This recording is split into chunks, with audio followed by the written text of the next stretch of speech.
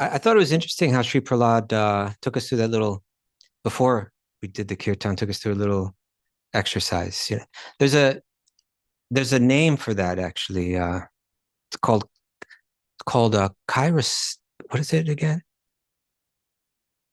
Oh, it's slipping my mind right now. Styrum, I think. It's about getting very still, right? Making the body very still. Um, and we just did it very briefly, but sometimes it's done for much longer. And the way that you go through the body, from the feet, and you bring your whole awareness to these different places in your body, and you make them feel like they're stone, or like your body's like a tree that's like rooted right into the ground.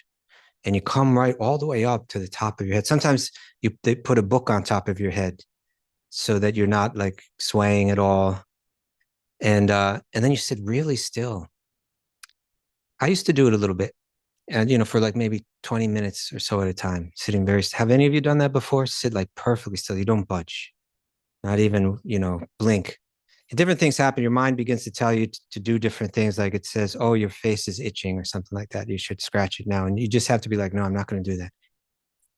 And what happens is that when the body is very still, then the mind begins to become more still, and then you can take your mind and place it right where you want it, or absorb your mind deeply in exactly what you want to absorb your mind in. And that is actually for most of us going to be a very unique experience. Mostly our mind is following different kind of stimuli that's going on. Sometimes we put that stimulus there, and sometimes it comes through our path and our mind goes in that direction. But the yogis understood that if you could really, rather than having your mind be controlled by the external circumstances, and then the seer, the self within side that's seeing the world through this mind, being dragged in the direction that the mind is going, if we actually gain control of the mind, then you can begin to do really wonderful things with the mind. And then you actually get some very deep, powerful transformation, which is what people are looking for through spiritual practices and spirituality. We want to change, right? We want to experience some kind of dynamic change in our awareness. And so the idea is that if you could get control of that mind, you could do that. You could there are different things that you want to bring your mind to, like in our Bhakti yoga tradition, the name, these sacred names are seen as extremely powerful. We chant them. They have the power to really change us, but we have trouble deeply absorbing our mind in it. But if we can absorb our mind, then that powerful transformation will take place. There's the name. There's different leelas or pastimes that are spoken of in these ancient texts. It's another place where we can bring our meditation. There's ritual that's done. Like how many of you have visited our temple down on the third floor? Raise your hand if you have. Okay, so most people. So there you can see some of that ritual, and there's a way to deeply absorb one's mind in that. And so many things are there. But one has to get control of the mind. And our subject today is forgiveness. And I don't know, I'm not sure if a lot of people really think of forgiveness when they think of yoga. But actually, it's a very, very important part of it. All right. So if you have a spiritual practice and you haven't considered the role that forgiveness plays in that practice, then tonight is for you. And even if you have considered it, tonight is for you because we can all understand it more deeply. Now, I know that when I was growing up, I don't remember anybody really teaching me very deeply about forgiveness. Should we have everyone slide up? Would that be helpful? Maybe if everyone slid up a few feet because more people are coming in. There we go. People can come real close. I'm happy to be with you. There we go. Okay. Thank you. That feels better already. Okay, so I was saying that when I was growing up, I'm sure I had some teacher or my parents say something about forgiveness, but honestly, I don't remember it. And even if they did, I don't think they really gave me an understanding of just how important it is. My understanding of forgiveness was like kind of when someone does something bad to you, then it's natural to feel some sort of resentment about it. And if they come up and apologize, then you can choose whether or not to forgive them. And that's kind of how forgiveness works. But the yogis, they thought a lot about this, and they wrote a lot about it. But as we get into it, I think we commonly have a few misconceptions about forgiveness. I want to talk about that. I want to talk about what it really means and what it doesn't mean. I want to show how important it was by just sharing a few quotes from great, important people in the history of Bhakti Yoga. And I also want to share some practical tips about how we can practice it better. Does that sound okay? You with me? Everybody into this? You all determined to become expert forgivers? Okay.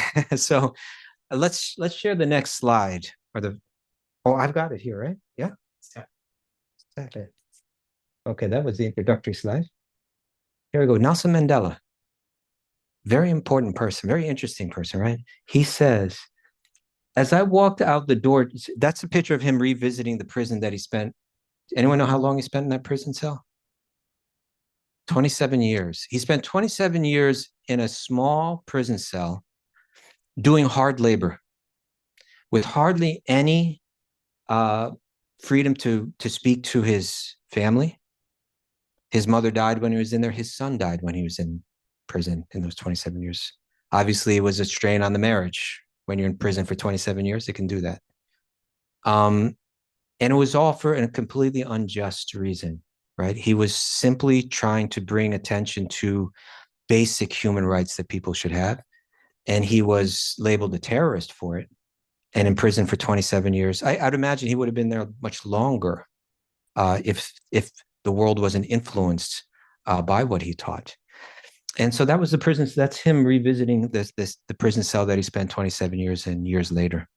And this is what he said as he left. He said, as I walked out the door toward my freedom, I knew that if I didn't leave my bitterness and hatred behind, I would still be in prison. You understand? That would be the prison of the mind, right? Even though he walked out, the imprisonment, or in a sense, the violence that was done to him, he would still remain a victim of it if he didn't let go of bitterness and resentment. Is that what he said? Bitterness and hatred, right? Letting go of bitterness, letting go of hatred, letting go of resentment, that's called forgiveness. All right. And let's talk about what forgiveness is not, because I think we don't always necessarily understand forgiveness that way. What is forgiveness not? Can you read it well? Maybe so. Okay. It's not the denial of real harm. You can recognize real harm that took place and still forgive, right? When Nelson Mandela walked out of that cell, it's not like he didn't recognize there was real harm. He recognized it. He fought against it, but he was still able to forgive. Forgiveness is not the allowance of injustice. It's not the exemption of one experiencing the consequences of their actions, right? Have you ever seen this kind of thing happen where, like, sometimes someone gets convicted of murder and the family of the victim are in the courtroom? I mean, in a sense, they're victims as well, of course, right? Sometimes it's a brutal murder done to a random person even. There's no real reason for it. And it's often that the family of the victim have a chance to address the court and address the convicted criminal, the murderer. And many times we'll see that they'll say, I forgive you. Have you seen that before? Even though this person's done it, even sometimes that person doesn't even ask for forgiveness. They say, I forgive you. Right now, how can someone do that? What is that? Is that just some naivete that they have? You understand what I'm saying? Is there some truth behind it? Is there something about life that they understood that allowed them to not only say those words, but to actually feel it and to let go of any bitterness or hatred or resentment, right? What did they understand? So we'll go deeper into this. And then also, it's not automatic reconciliation. Just because you've forgiven someone doesn't mean there's not still work to do to set things right. And it's not weakness or it's not cowardice. I think sometimes we feel, I think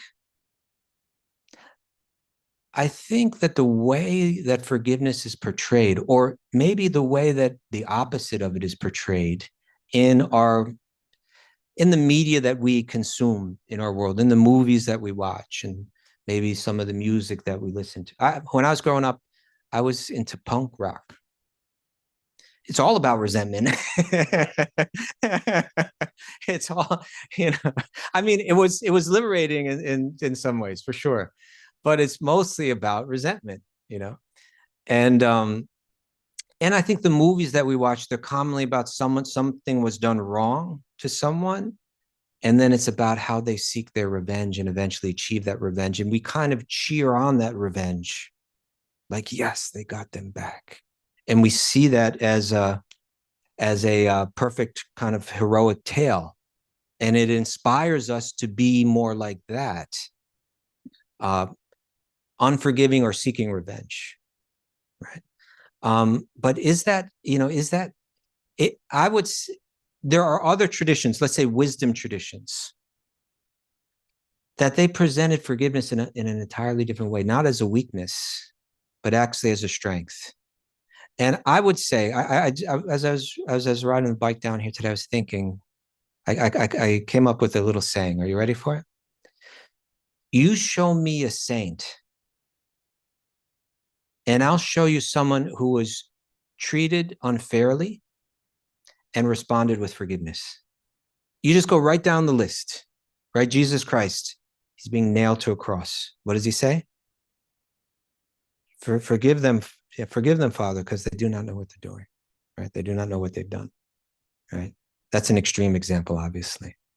But actually, if you go, Saint Francis, you go through all the different saints, you go through all the different traditions of all the different saints.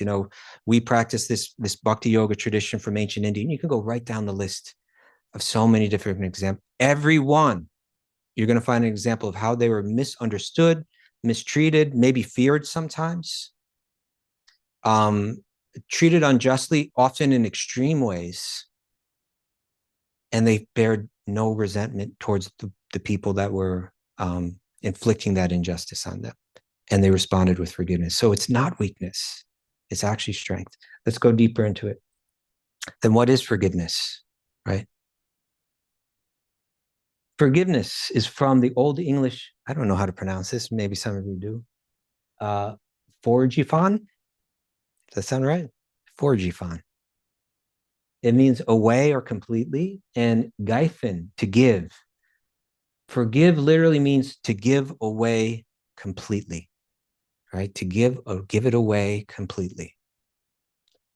Forgiveness is a conscious act of releasing the emotional charge of hurt, letting go of the desire for revenge or repayment, and ultimately wishing well for that other person. At the very least, giving up all hostility towards them, and ideally, even wishing them all the best. That's when we're coming to the platform of the yogi, right? When they're wishing every living being in this world well. And they know that if you count all the living beings, isn't that a nice idea? I want to wish every living being well. But if we count all the living beings, some of them are going to cross our path in ways that ruffle our feathers. True? Can we take that for granted? Yes? No? Tell me. Yeah. Okay. we can take, the yogi does this. I take it for granted that there are going to be people that are going to cross my path in life that are going to maybe misunderstand me, maybe mistreat me. It would be very naive to assume that I could walk through this world without that happening. How will I respond? Right. So releasing emotional charge of hurt, letting go of the desire for revenge or repayment, wishing well to the other one, to the other person. Forgiveness frees the mind from the past and it opens up the heart to peace. We can say that it opens up the mind to peace, right? If we don't let it go, the mind never really finds peace.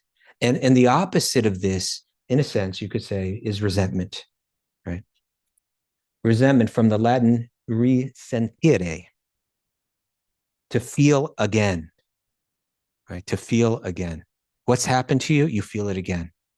Then, you've been wronged in some way, you feel it again. You feel it in your mind, right? And when you feel it in your mind, you actually feel it in your body too, because that's the way the mind's connected to the brain. The brain is connected to the whole nervous system and all the glands in the body.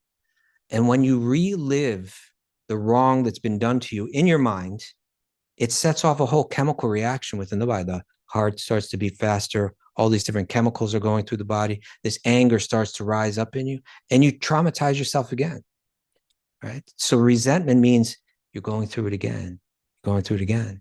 And who's choosing to do that? You, right? Resentment, the repeated re-experiencing of a hurt or injustice, keeping it alive through rumination.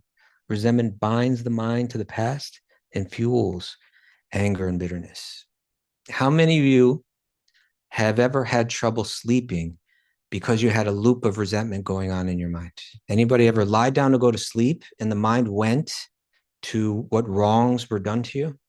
Raise your hand if you have. I know I have. I know I have. At one point in my life, I tell you, it was so extreme. It was so extreme. It was something that it was overtaking my life. Not just the resentment, but what was being done to me. But then the resentment itself was.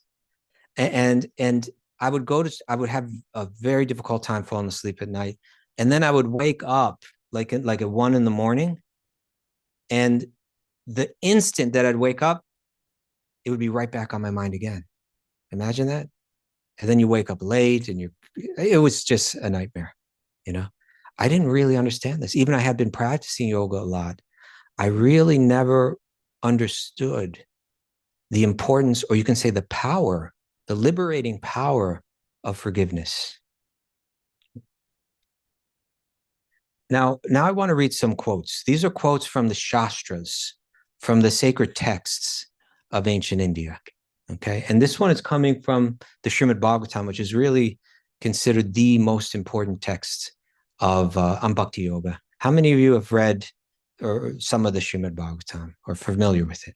Okay. And many of you aren't, but it's 18,000 verses. It's like a big encyclopedia size kind of text. So much wisdom in that text, and so many examples, one after another, of forgiveness and the importance of forgiveness. But this text here, it says the duty of a Brahmana.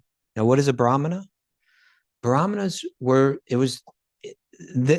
this ancient society, the idea was that there's supposed to be certain people that were spiritual leaders, and their spiritual leadership was kind of it had to be demonstrated through how they lived. So the Brahmana was expected to live very simply, right? To be satisfied with a very, very simple home, maybe just a hut, right? They didn't get regular paychecks, right? They would just live off whatever little charity people would give them. And that meant that they were free to speak the truth, because their minds are so peaceful, being deeply absorbed in spiritual thought. They're happy because they had contemplated so many deep truths about life. They were able to let go of attachments, let go of resentments. Their minds could go deeply into the spiritual knowledge that they were contemplating, and they were able to effectively share it with the business leaders in society, share it with the political leaders in society, so that they could minimize any kind of injustices in the society, and help create a society that was moving together harmoniously towards a type of spiritual upliftment. Right? That was the role of the Brahmana. So it's very important that the Brahmanas had very peaceful minds, very clear minds, very lucid minds. And so here this text is saying the duty of the Brahmana is to culture the quality of forgiveness, which is illuminating like the sun. It has a nice poetic kind of ring to it, but every word here is important, right? It's illuminating like the sun. If we did not have the sun, of course we wouldn't be alive, but just in terms of the light, the place would be completely dark, right? And we would be constantly in a state of fear. The sun is that object. Whatever light we get in this world is coming from the sun, even like coming from these light bulbs indirectly, right? The electricity that we get, you can tie it to the sun. If it's coming from coal, that's all coming from the sun. If it's coming from oil, it's coming from the sun. Wherever, even if it's coming from wind, it's the sun that makes the winds blow. In all cases, we can draw it back to the energy of the sun. It's the sun that gives light. And here it's saying that by cultivating this mood of forgiveness, the importance of forgiveness, the ability to forgive, then your consciousness lights up. You see things clearly. All the dark corners in your mind become illuminated, become clear. What you need to let go of becomes very clear, right? Where you need to go, how you can step forward becomes clear. How you can help others becomes clear. Everything becomes lit up with the ability to forgive, right? These loops that we go through in the mind, a wiser person recognizes that they're dragging me down. They're not giving me the space in my mind, the peace in my mind to go deep into spirituality and be changed. Be changed by the chanting of these names, these chanting of these mantras, be changed by hearing of these sacred texts, be changed by the ritual that we do, be changed by the interaction that we have with deeper spiritual people. It makes us numb if we're unable to do this. And if we can do it, we can let go. It's a huge burden off the back, burden off the mind to let go. So here's one super important text saying that's the duty of the spiritual leaders to cultivate forgiveness. Maybe some of us had experiences where we had spiritual leaders in our lives who didn't have the ability to forgive. Anybody have those growing up, maybe? And it becomes a real turnoff. You know, we need to see and we need to embody ourselves this quality of forgiveness in order to actually convey spiritual thought. Otherwise, there's no trust. When you can see someone can forgive, even when they're done wrong, what to speak of that they forgive you? It's very moving. And if people can't forgive, if people hold on, we lose faith in that their understanding of spirituality is very deep. True? Yeah. Okay. Next one. Oh, it's a little hard to read. Have you heard of Manu? This, if you read the ancient Vedic texts, you hear about there's an ancient text called the Manu Samhita. This is called the Dharma Shastras, right? There's Dharma, there's yoga, there's Bhakti yoga. Different great authors would write really important texts. And Manu is like, he goes about back in the universe about as far as you can get. And he was entrusted with the development of, you know, society ultimately. And he wrote these Dharma Shastras, these texts on how to live a dharmic life. And he says that Shama, which is the Sanskrit word for forgiveness, Shama stands as one of the 10 essential characteristics of universal dharma, which is called Samanya Dharma. Samanya Dharma. Now, this is significant because the idea is that different people practice different dharmas, right?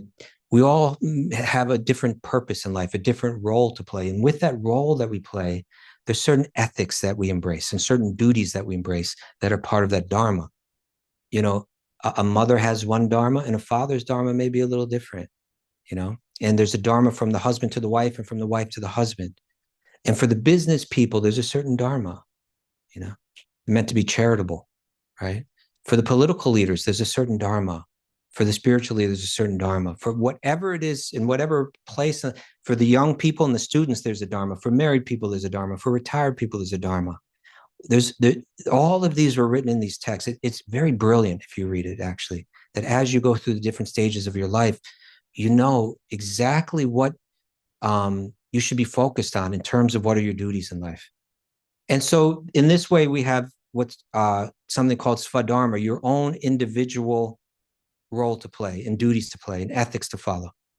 But this samanya dharma is these are aspects of dharma that are applicable to every living being, right? It's not that these people practice it, but these people don't. This forgiveness, it said that here's like Manu is called the father of mankind. They even say that the word mankind is coming from Manu, like right, from mankind. And he's writing that every living being must practice this forgiveness. Every living being must cultivate this ability to forgive. It's so essential because without it, everything falls apart, right? As a society, we fall apart. We fall apart individually, and as a society, we can't move harmoniously without forgiveness. So therefore, it becomes everybody's duty, right? So now we have it from Srimad Bhagavatam. We have it from the Dharma Shastras coming from Manu, the Manu Smriti, it's called. Oh, this is a great thinker, great Bhakti yogi, Bhaktivinoda Thakur. Right? He lived he doesn't go back far like Manu, who lived to like thousands and thousands and thousands of years ago. But Bhaktivinoda Thakur, he was about a century and a half ago or so, maybe a little bit more. He was living. Very influential thinker in India and Bengal. And Bengal was really the center of Indian learning.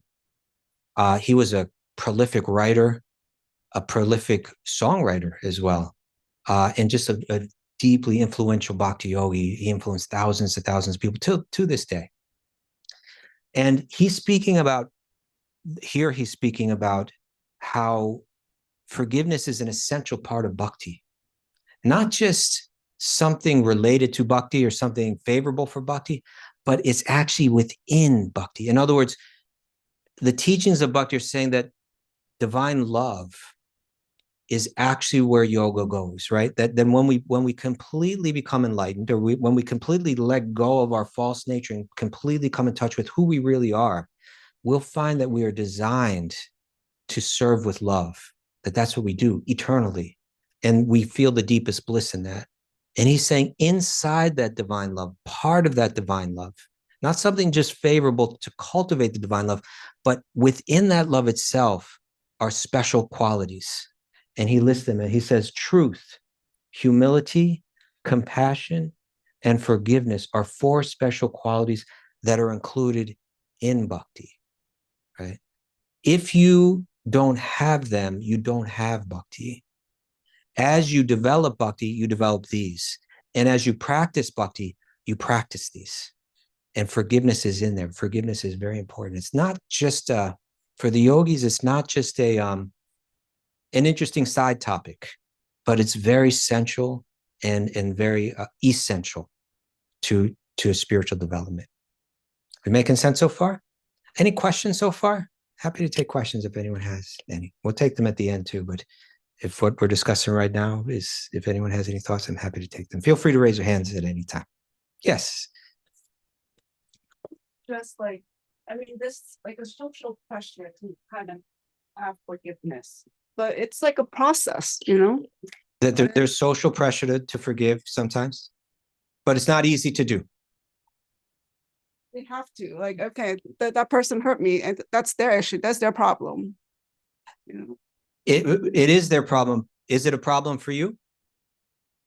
Well, I mean, the emotion's going to be trapped in your body. Yeah, it is going to be an issue, but I find that like the social nicety to like, oh, forgive and whatever, I find that very false and very damaging.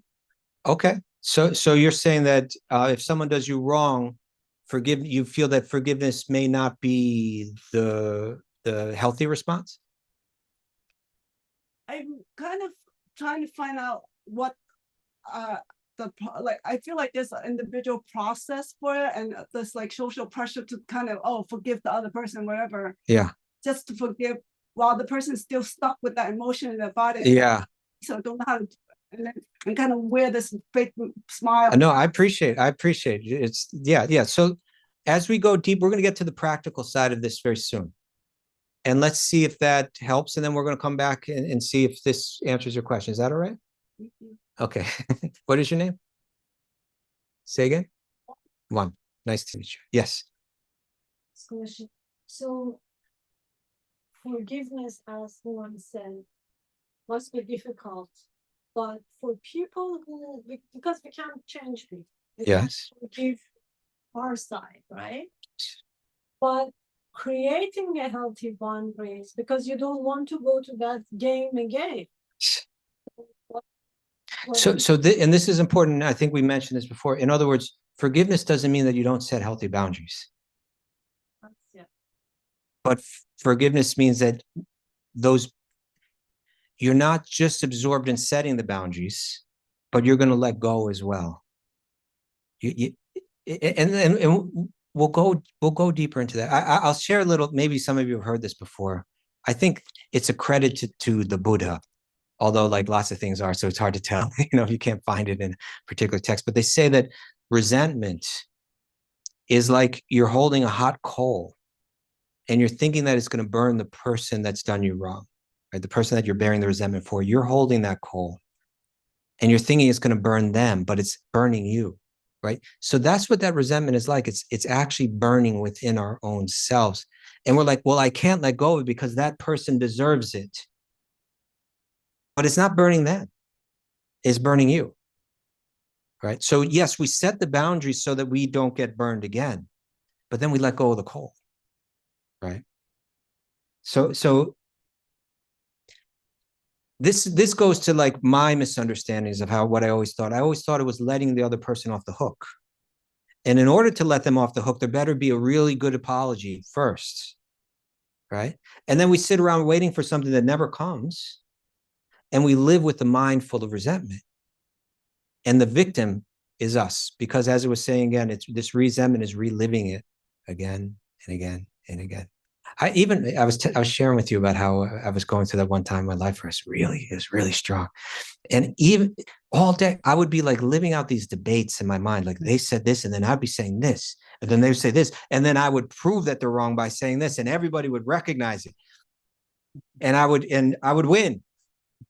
But that moment never comes. And the apology likely never comes, And if the apology does come, it may not be the full, we're going to talk about all that, it may not be the full apology that you want, It doesn't play out like the movies. Where the person that was done wrong suddenly like they get this vindication and everybody recognizes it, and life doesn't really work that way very often. So you have to figure out what is it. As a yogi, as a spiritual practitioner, we have to figure out how am I going to get the mind that I need to practice yoga. Right? Yes. The thing that strikes me is that in the quest for self-mastery, it's often most difficult to practice forgiveness for the self. When you don't the standards that you set for yourself or those aspirations that you have for yourself. So I think that, doing something externally, that makes sense in practice as we walk a spiritual way, because we can externalize it and we can sort of establish these boundaries and those relationships. But being in the mind, being in your thought, and knowing that there's certain things that you expect of yourself, maybe don't necessarily make it. It seems to me that this teaching is really powerful when you're talking about looking in the mirror and being, reflective about what are the practices that I'm employing to try to liberate myself from any kind of lack of forgiveness or lack of self-compassion. What you're saying I believe is very true. But I also want to share that when I look at like say the ancient text on yoga, I don't find it goes there. I don't find it going there.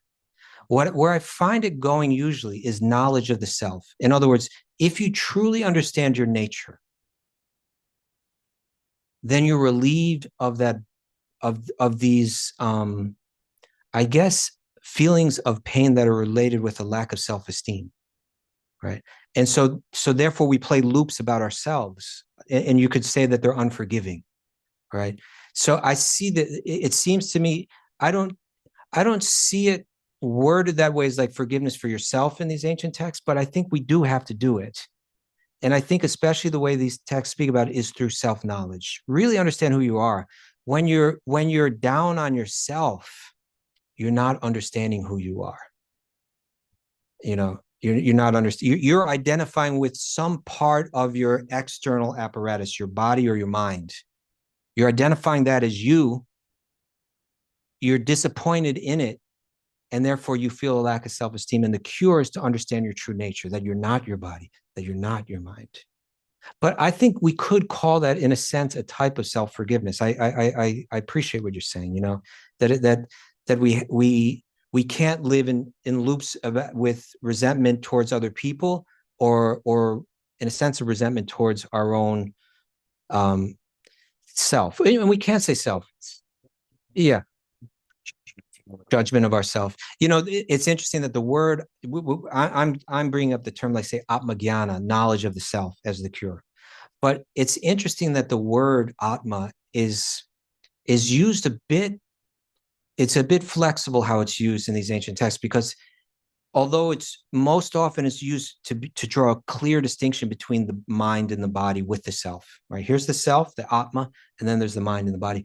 But actually, the word atma is used for the mind, and it's even used for the body. So these are like the self in a superficial way, but in a sense, they're still called the self by these yogis, right?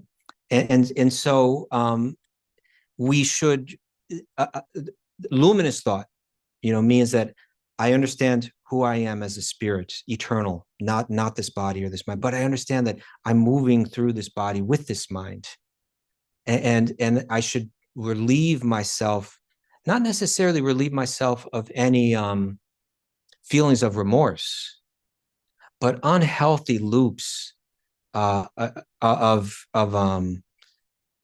self-loathing or that kind of thing. I need to also let go of that too.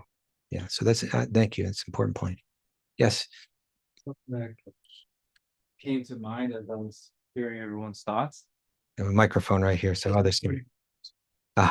Something that came to mind when everyone was sharing is forgiveness like a state of mind, right? Is it a state of being with the body, right? What is it exactly? Is it thoughts, right? Or is having forgiving thoughts just a symptom of something deeper, of a deeper being of being forgiving? It might be a weird question. No, it's actually like a very subtle question, and it's a very good question. What is your name? Jeff. Jeff. Did we meet last time I was here? Yeah. Yeah. Okay. Right. That's right. It's interesting that, and it would be simple for me to just say, well, it's our thoughts, and we have certain within our thoughts, there's certain patterns of resentment, and when we stop that pattern, there's a cycle going on in the mind of I resent that person, I don't like them, they're bad, they're bad, they're bad, and when we let go of that, we become free of that weight in our mind, and that is forgiveness. And I think that is forgiveness, and that's important. But it's more than just something that's happening in the mind, because when Bhaktivinoda Thakur is saying that it's something that is essential within bhakti, that means it's more than just these external thought patterns, but it has something to do with the very nature of who we are, at our very spiritual essence. What do you say? Truth? Truth, humility, compassion, and forgiveness. And he actually goes on to explain that it gets real subtle, but that if we understand who we are in truth, we naturally have humility. It means we don't need to be praised by others or be recognized all the time. We're content. We're content. And we can even understand that ontologically, in one sense, we're very tiny, but we're also okay with that. You know, that's humility, right? And then compassion means that naturally we have a natural empathy for other living beings and the suffering they experience. And he said, forgiveness lies right between the two.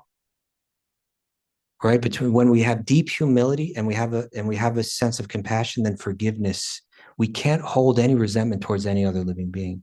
Even we're compassionate, even if it's being when one isn't feeling, without humility, we feel we need to protect a false sense of the self. When we have humility, that's not there. So no matter what comes our way, even if it's unjust, we have compassion even for that person, that they're living in this illusion and struggling with their own sense of identity, and it's causing them pain. And it's coming, that pain within their own mind and heart is now coming externally in my direction, and I forgive. So that forgiveness is something, it's more than just something going on in the mind, but it has something to do with the very nature of the self. But I don't think I could speak too much more deeply on it than that. I think it's a really subtle area to speak on. Thank you. It's an interesting question. Yes. Okay. You may have already answered this question, but when I think of, is there a point in practice where forgiveness goes from being kind of an action to being something that's just a part of yourself? That, for example, for a yogi, forgiveness is not an action. It's just something that there's no interaction with forgiveness. The forgiveness just happens. So is there a point in practice where it's not an action to forgive somebody? It's It's your state of, it's just your state. no one can throw anything at you that you can't. You know what? Let me read this next quote.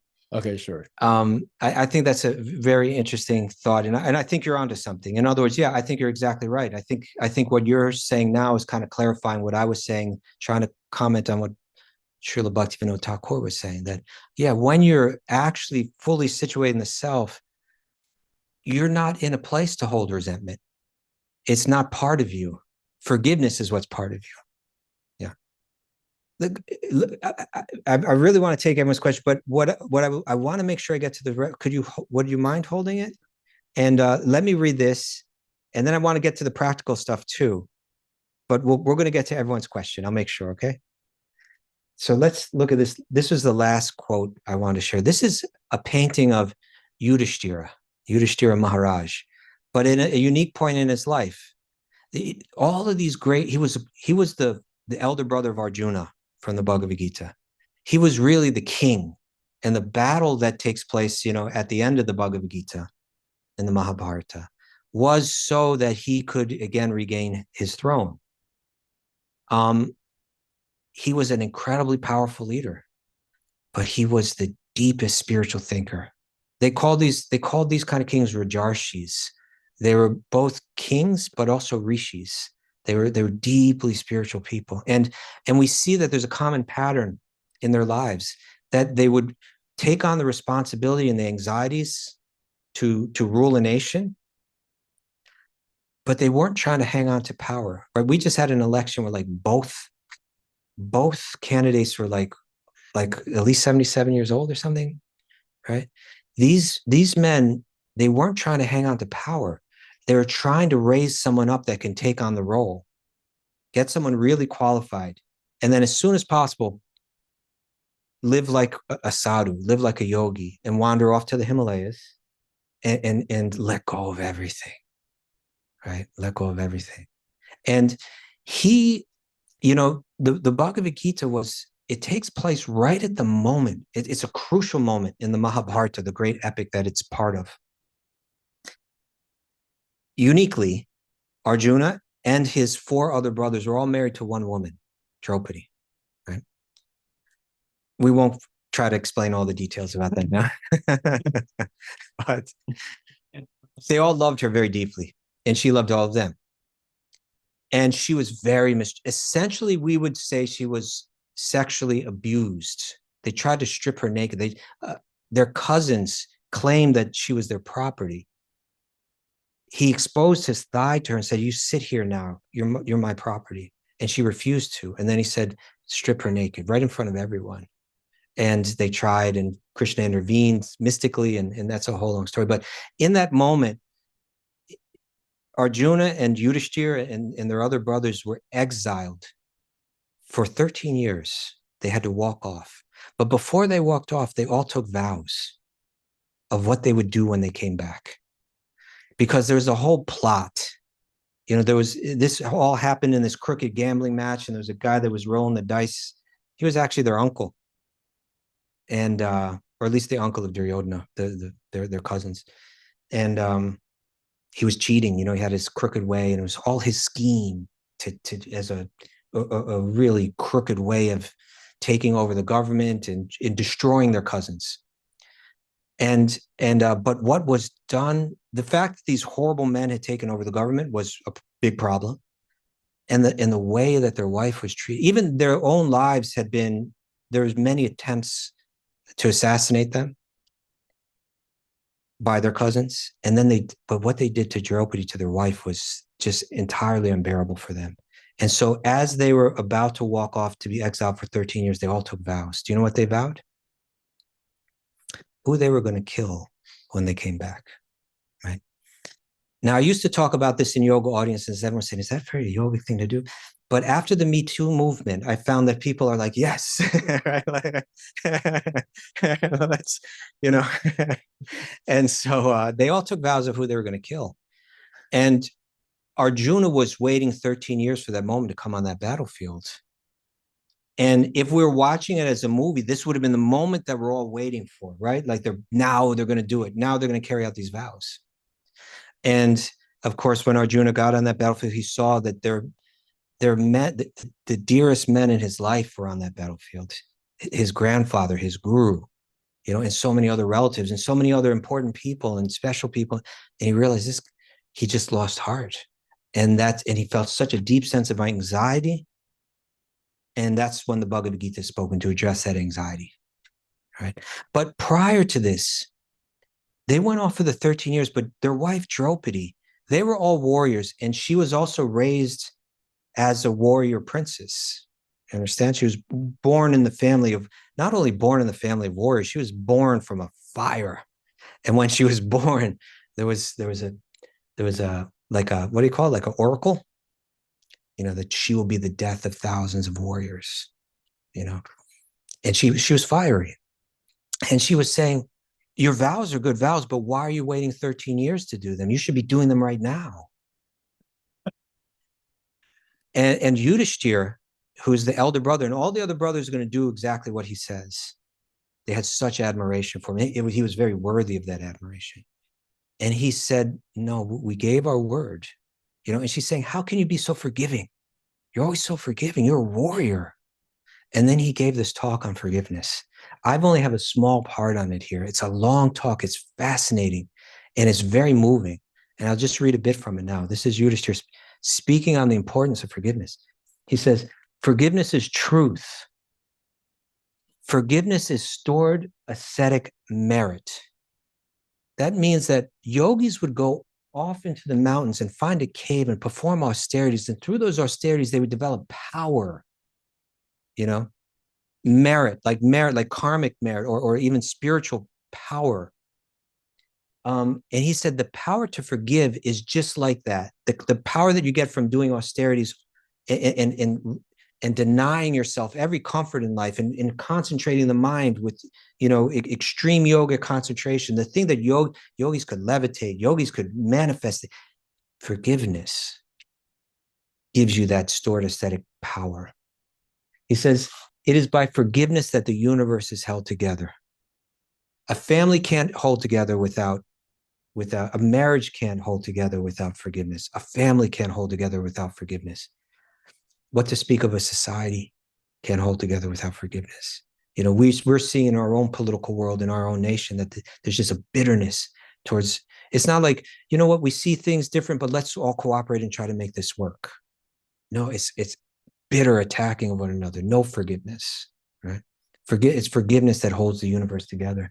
Forgiveness is the might of the mighty. Forgiveness is sacrifice. Forgiveness is the highest value. And forgiveness is a quiet mind, right? Without that, you can never have peace. Without that, your heart will never be peaceful. Your mind will never be peaceful. What to speak of the ability to be able to do yoga, to be able to concentrate the mind, right? Forgiveness is a quiet mind. So it's important on all levels. It's important on the universal level, the societal level, the family level, and for the individual, on the individual level. Right? It's important on all those levels.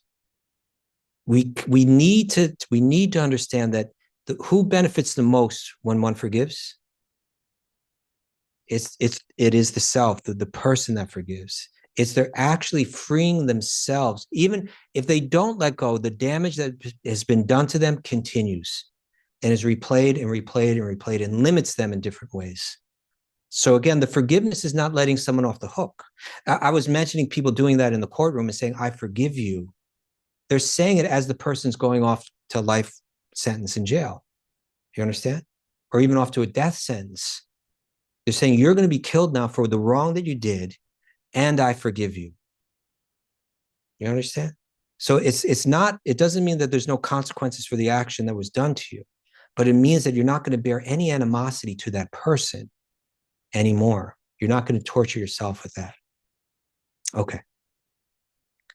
So now we're going to take it to the more practical level. Are you ready? We're going to start off, we just have a few more slides, but this is where we're going to try to get more practical. And part of that has to do with your perspective.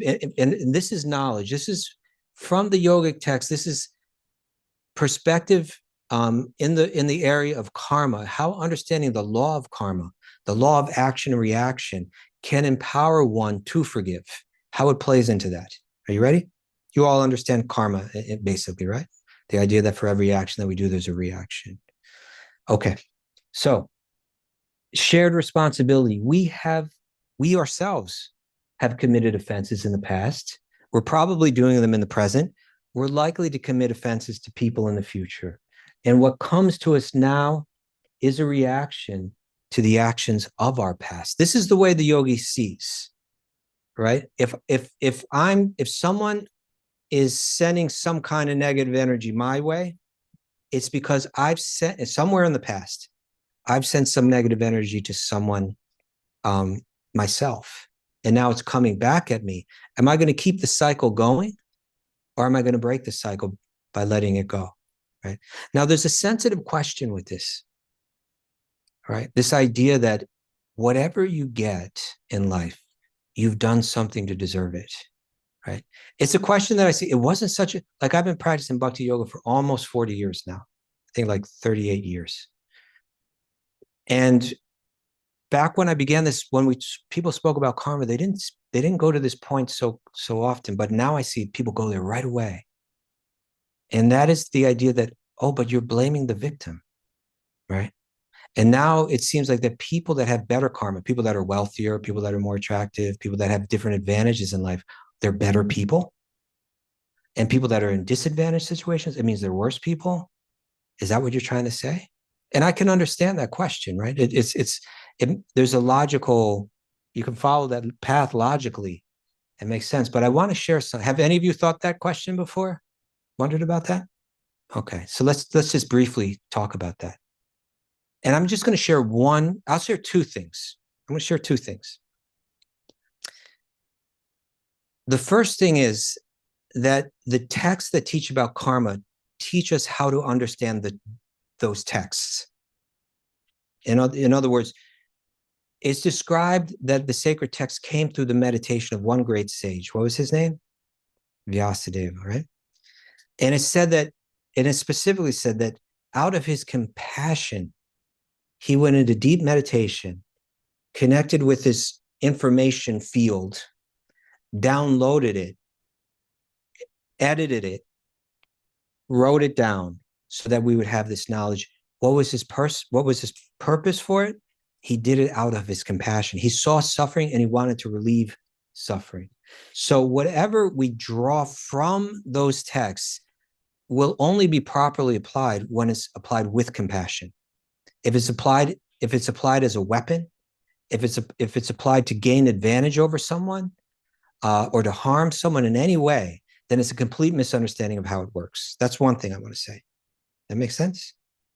But this other thing is a really practical thing, and that is that these texts also describe the same texts that teach us about that whatever we get in life, we've done something to deserve it.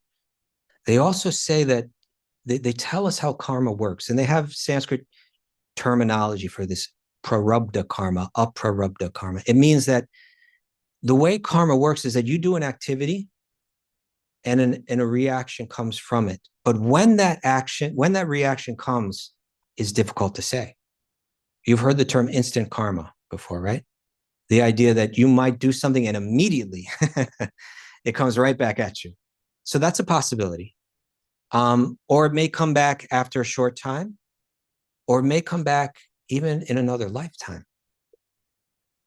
And so the idea is that we do actions, and then the reactions are kind of like, it's almost like we have a bag of seeds of future karmic reactions that we're all carrying around with us, right? Unmanifested karmic reaction. We can see some of the karmic reactions that we have, right? And again, based on whatever our situation is, where we live, what family we were born in, how wealthy we are, how attractive we are, how intelligent we are, if we're tall, if we're short, if we're this, if we're that, that's manifest karma. But we all have a bag of unmanifested karma seeds that we're carrying around. So it may look like one person is advantaged today and another person is disadvantaged. But tomorrow, it may appear very different. You understand? Tomorrow, maybe that person is this person gets hit by a car and becomes a paraplegic. Looked like he had great karma, but he had another seed that was there all along.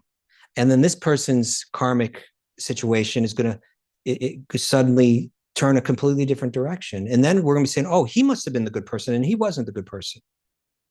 You understand what I'm saying?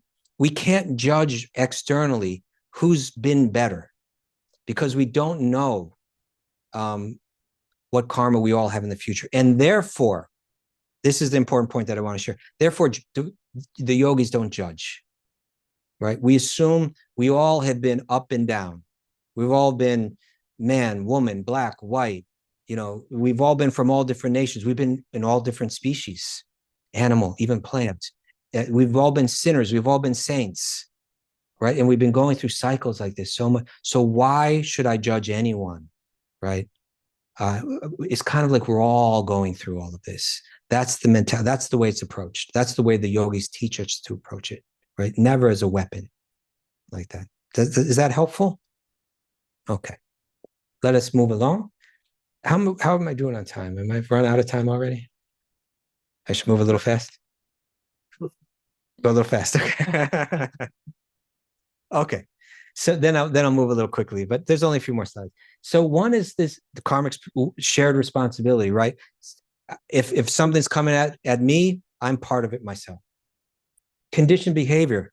This is an important thing to consider. People's hurtful actions often arise from conditioned reactions to past experiences, wounds to which we rarely have full access. Right? You've heard that statement. Some people say nowadays, like everybody's going through some kind of battle that others can't see, so therefore be kind. You've heard that before, right? Right? We don't know why someone reacted to that way to us, what they're going through. So by naturally, the yogi is forgiving. Right? I'm sure there's a reason. I've reacted like this to people in the past, probably because of, and I would want people to understand what I was going through. You notice that we always want justice to be done to others, but we want mercy for ourselves, right? Whatever we've done is understandable because of what we've been going through, right? Oh, but the yogi thinks, you know what everybody's doing, I can extend that kind of compassion and understanding. And then breaking the cycle, the impulse to teach lessons, to correct others by imposing consequences ourselves continues the karmic entanglement, leading to reciprocal suffering, revenge and things like that. It just keeps everything going. So with this knowledge of karma, it empowers one to forgive. One begins to see all the advantages and the reasons to forgive. Okay, next. 3 obstacles to forgiveness. All right. Three things that might get in the way of your forgiving another person. Pride may be a problem, right? Pride wants to stay above the one who hurt us. Pride resists forgiveness because letting go, we think letting go means surrendering that feeling of superiority, right? You've done me wrong and I'm the better person for it, right? Letting go of that higher position is saying, no, we're the same. Right? I've forgotten everything and we're the same. We may think there's a taste, there's some flavor some sweet flavor and feeling superior to the other person. And I'm going to taste that and savor it and run that through my head forever and feel that sense of what do we call self-righteousness, right? That can become the obstacle to our forgiving. We have to look deep in our own hearts, and think about these things. Maybe that's why I don't forgive. Another obstacle, anger, the obstacle of blame. Anger keeps the story alive, replaying the injury and refreshing the pain. As long as anger burns, forgiveness cannot take root. And I think this might even relate to the question that we had earlier, when that anger is alive in us, it's very difficult to forgive. We may need to go through a process. In a sense, it's almost like grieving. You have to kind of ride it out.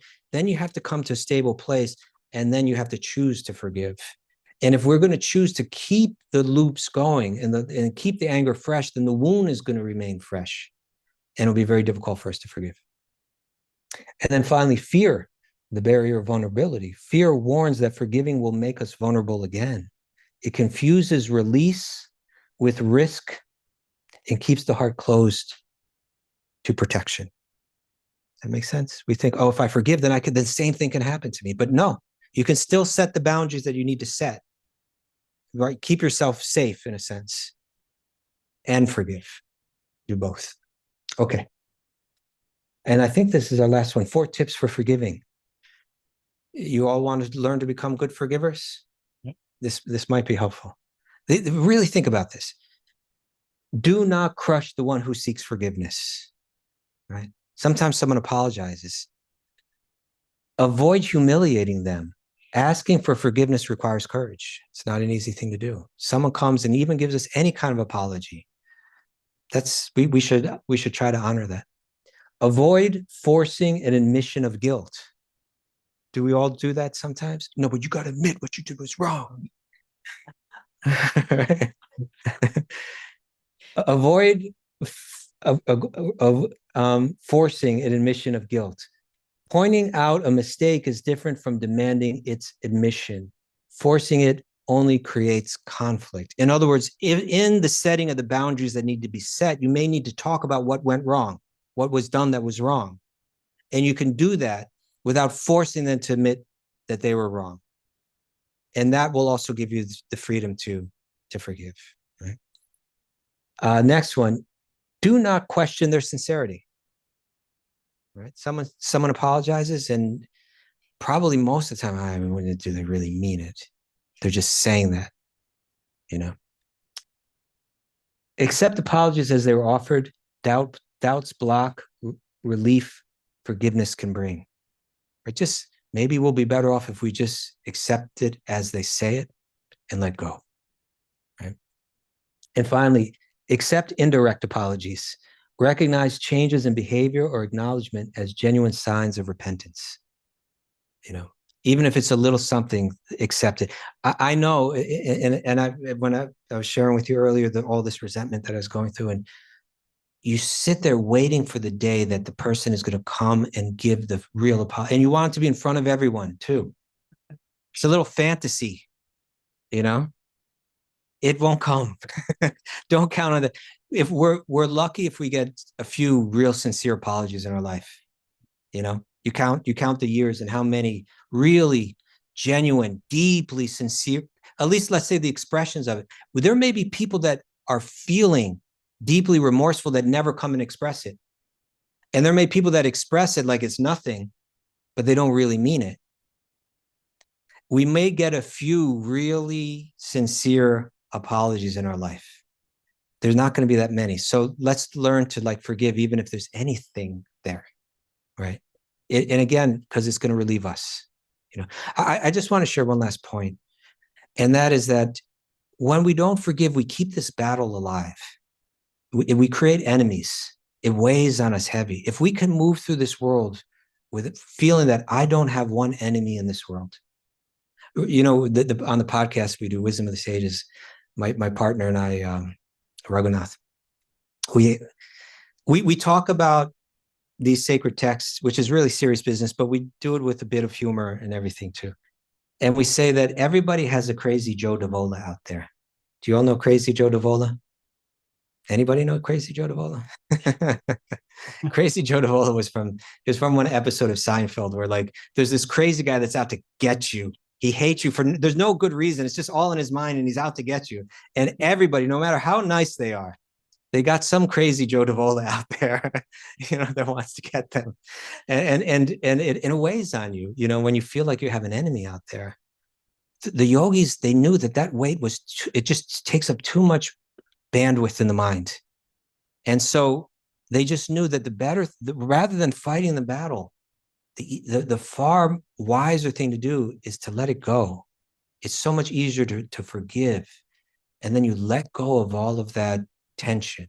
And you don't fall into the really darker habits, especially with how we use our words, with how we speak about that person, maybe behind their back, and we begin to get in these cycles of gossip.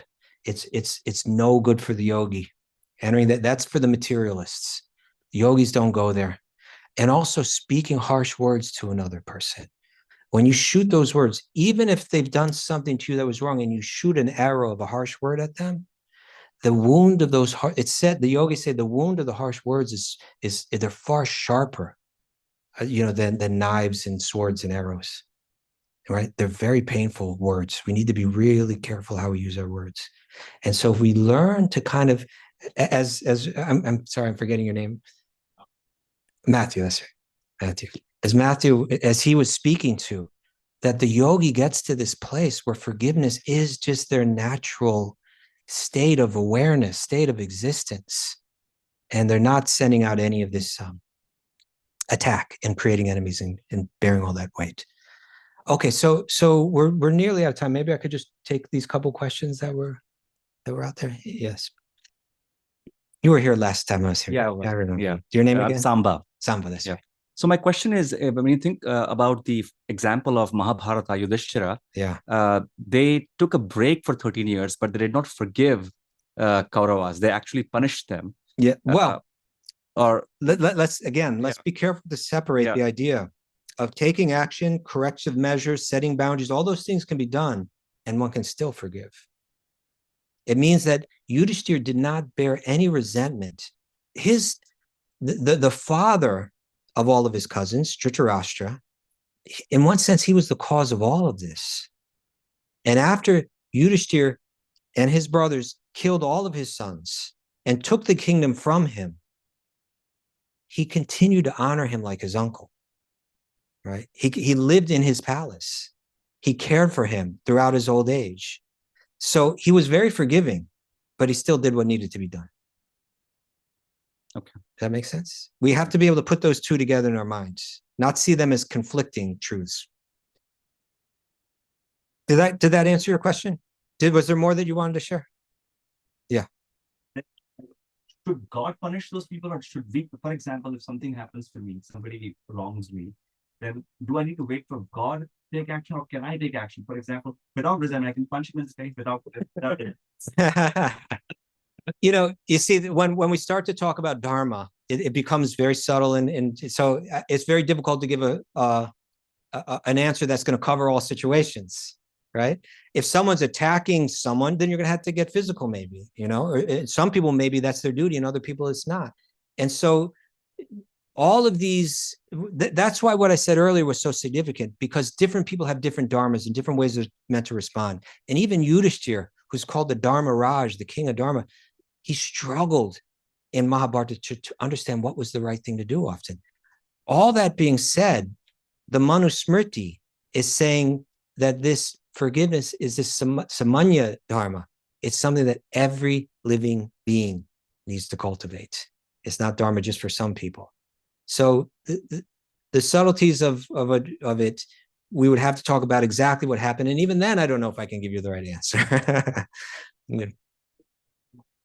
Like for them, it was more of a warrior thing. They have a different dharma, and they're allowed to inflict violence if necessary to protect others. And that becomes, but even then, Yudhishthira wasn't clear. Even after he won the battle, even after Krishna told him to fight, even after Krishna said you did the right thing, he was still wondering, did I do the right thing? Yeah. So it's subtle stuff. I just in the back next. All right. So So a long time ago, I had an incident with myself. I had a roommate, and we had a little debate, and I said something that I wasn't supposed to say. Okay. And I always am really like sad to think about that kind of thing that I probably said that time. And I asked for forgiveness, right? Yes. And there's something that has always stuck in my head when I said, forgive me. And he said, I forgive you. I forgive you, but I will never forget. So could you tell me the difference? And also with all this Yudhishthira going in the back in the war and punishing in the Mahabharata happening, but they have all been a forgiven soul, but they have never forgotten. So maybe a quick difference between forgiving and forgetting. Yeah. Well, one thing that we didn't cover was the other side of it, seeking forgiveness. We only talked about it from one side, but I appreciate your sincerely apologizing like that. That's again, that takes courage to do. I can't say exactly what the person meant when they said that to you. It could mean that they're saying, I do forgive you, and I'm letting go any animosity that I feel towards you. At the same time, I see that there's a need to set certain boundaries, and I'm going to do that. So it may have been pure in that sense, or it may have been more like a thing like, well, I'm going to let you off the hook. I'm not going to send anything back at you. Right. It sounds like it means this. I don't want to say that this is what they meant, but that kind of thing sounds like they're saying, I'm not going to seek revenge. I forgive you, but I'm not ever going to forget what you've done. It's almost like saying, but I'm never really going to forgive you. But isn't it something that we usually see what you're saying about setting up boundaries? And well, you cannot forget something that has been done to you and do the same mistake again.